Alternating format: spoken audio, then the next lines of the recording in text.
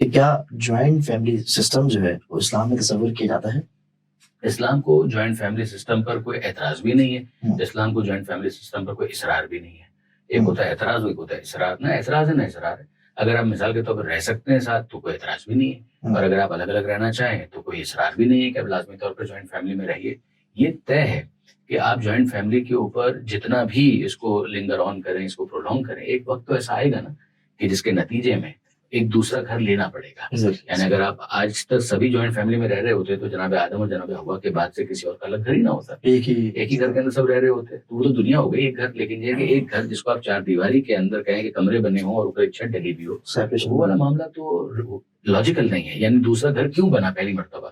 وہ اسی لیے بنا کہ ایک گھر جو ہے وہ ناکافی ہو گیا، اس کے اسپیس کے اندر اتنی گنجائش نہیں رہی کہ مختلف افراد کو اس کے اندر سمویا جا سکے، ان کو اکوموڈیٹ کیا جا سکے. تو پھر لازمی اس کا تقاضا یہ تھا ایک دوسری چار دیواری ہونی چاہیے، اور ان کے درمیان ایک پڑوسی والا رشتہ ہو جائے گا. جو خاندانی رشتہ تھا وہ تو رہے گا، مگر ساتھ ہی ساتھ ایک پڑوس کا رشتہ ہو جائے گا. پھر تیسری ایک فیملی ہے وہ اسی طریقے سے ڈیولپ ہوگی. تو یاد رکھیے گا سورہ نور کے اندر پروردگار عالم نے مختلف گھروں کا تذکرہ کیا ہے، اور اس سے بعض علماء نے یہ استشہاد کیا ہے کہ بہرحال جوائنٹ فیملی سسٹم ہو یا یہ والا سسٹم ہو، اس لیے کہ مختلف گھر، ان کا گھر، ماموں کا گھر، خالہ کا گھر، چچا کا گھر، تو یہ کیوں ہو رہے ہیں؟ اسی وجہ سے ہو رہے ہیں کہ ان کے اپنے آپس میں الگ الگ گھر ہوں، تو اس کے نتیجے میں وہ اپنی زندگی کو بہتر طور پر ڈیولپ کر سکتے ہیں. معاشی حوالے سے اور یہ طے ہے کہ آپ جتنا بھی جوائنٹ فیملی کو رکھیں، لیکن یہ کہ آخر میں اس نے دو مختلف گھروں کے اندر تقسیم ہو جانا ہے.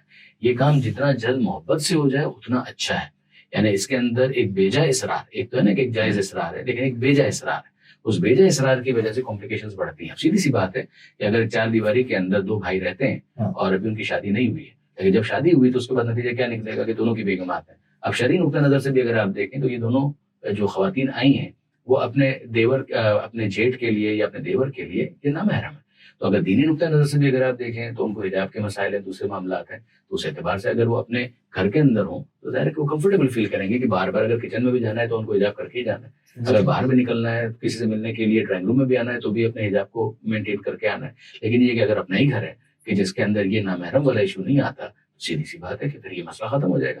اسی طریقے سے بہت سارے اقتصادی معاملات ہوتے ہیں، اکنامیکل ایشوز ہوتے ہیں. ہم یہ کہیں کہ جناب دوسرا گھر اگر لے لیں تو یہ اکنامیکلی بھاری پڑ جائے گا، لیکن اکنامیکلی وہ شاید بھاری اتنا نہ پڑے جتنا انسان جو اپنی انڈیپینڈنس فیل کرتا ہے اپنے فیصلوں کی آزادی کے حوالے سے.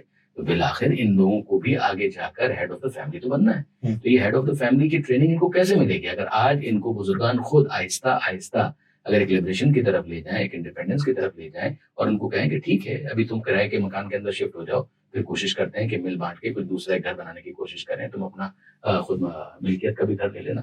یہ وہ عقل مندی کے، وزڈم کے، حکمت کے فیصلے ہوتے ہیں کہ جس کو جتنا جلد کر لیا جائے اتنا اچھا ہے.